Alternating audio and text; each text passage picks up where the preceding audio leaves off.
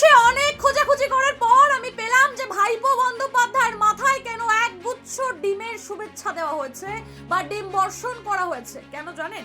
আজ যে রাজাধিরাজ, কাল সে ফকির, চিরদিন ও সময় কারোর সমান নাহি যায়। কিন্তু এই যে ফকির, এই ফকিরের মধ্যেই লুকিয়ে রয়েছে সেই আসল সূত্র। মনে আছে সেই অপদার্থ মানিক ফকিরের কথা? মানিক ফকির কি বলেছিল সেটা এবার শুনুন। শুভেন্দু অধিকারী, ময়ূক রঞ্জনকে তাড়া করে মারো, তাড়া করো, গ্রামকে গ্রাম ওদের তাড়া করো, আর বাংলা রিপোর্টারদের যেখানে পারবে তাড়া করো, ইট মারো। একদম বাড়ির সামনে থেকে বাজার করতে যাবে, এই কয়েকদিনের মধ্যে ওদের সব ঠিকানা আপনারা পাঠান। যারা দেখছেন ময়ূকের বাড়ি, আর বাংলা রিপোর্টার বদমাইশদের বাড়ির ঠিকানা পাঠান। বাজার করতে যাবে পেটান, গায়ে গোবর ছুড়ে দিন, মাথায় চাঁটি মারুন। এইভাবে সামাজিকভাবে সমাজকে বাঁচাতে হলে বাঙালি জাতিকে একত্রিত হয়ে ওদেরকে কিন্তু তাড়া করতে হবে। এই মানিক ফকির বলেছিলেন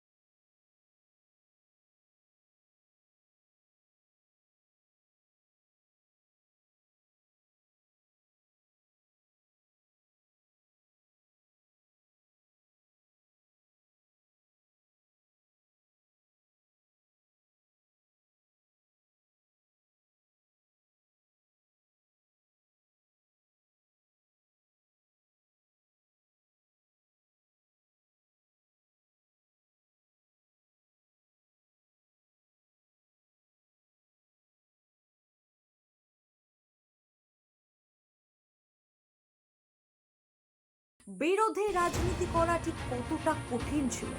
15টা বছর ধরে বা তারও বেশি সময় ধরে আপনারা বিজেপিকে যেভাবে হেনস্থা করেছিলেন, ফকিরের বলা মন্তব্যে আপনারা মানুষকে কতটা খেপিয়ে তুলেছিলেন, আজকে তার প্রতিফলন আপনাদের উপরই হচ্ছে।